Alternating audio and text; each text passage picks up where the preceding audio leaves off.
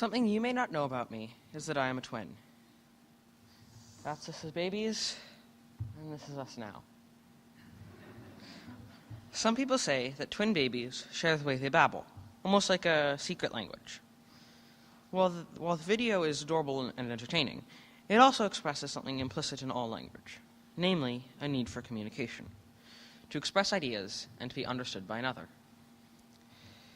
Another question that can be found in the video is the question of what language is.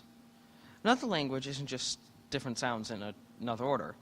It's about naming and explaining things that may not physically be there. For example, the German word Schadenfreude, which loosely translates to the joy one feels at another's pain. This is something that I, who both doesn't know German and didn't know that word until I looked it up, would never have thought of as something that would have one word. In English, there isn't a one-word translation for Schadenfreude, making it difficult to name the feeling you have when you see this.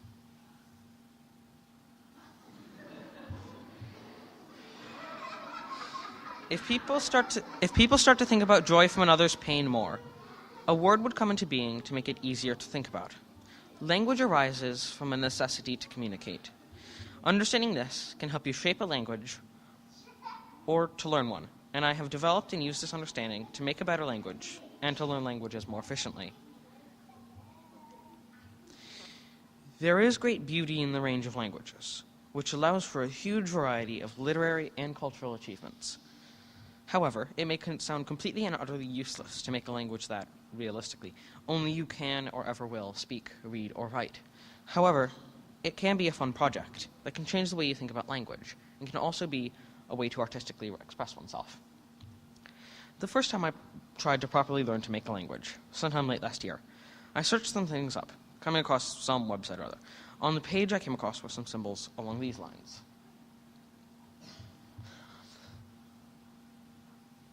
There are a few different things I couldn't parse at the time. The first line is the actual language, the top of the linguistic iceberg. It's what you'd see if you were actually reading the language.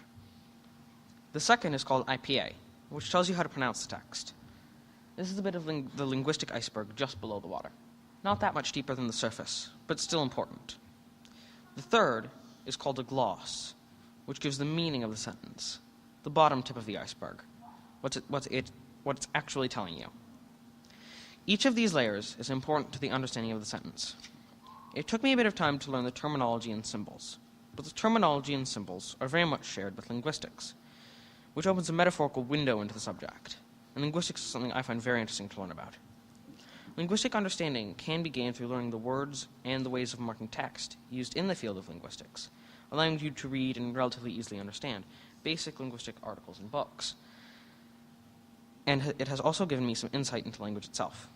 As wanting to view language from the outside in order to analyze how English does some things grammatically gives you some context to other languages and how different they are, or how similar. This window into linguistics allows you to learn a new language significantly more easily, as, through learning some linguistics, you start to see how grammar changes, such as shifts in word order, happen. Through linguistics, you can also start to grasp some grammatical features that English just doesn't have, such as clusivity, which gets rid of the weirdness of the word we, as we can either include the person spoken to or it doesn't. This can extend to sounds as well. Understanding the difference between sounds and between grammars of languages can help you both learn a language and then to create a unique one. By understanding the various different metaphorical bones and muscles you can shove into the living organism that is your language, you can understand the skeleton of languages you know, or are learning, and how breaking those grammatical rules can sometimes have disastrous consequences. Making a language can be fun, educational, and can be a lane of artistic expression, because they can allow you to alter and morph anything and everything within them. In addition, creating languages for television and movies is something that some TV and movie studios would like to do, making conlang a possible career path. Through this activity, I've learned to value the potential to learn from hobbies and fun activities, and I've also started to learn Old English and Czech on my own time. Yat hago ato.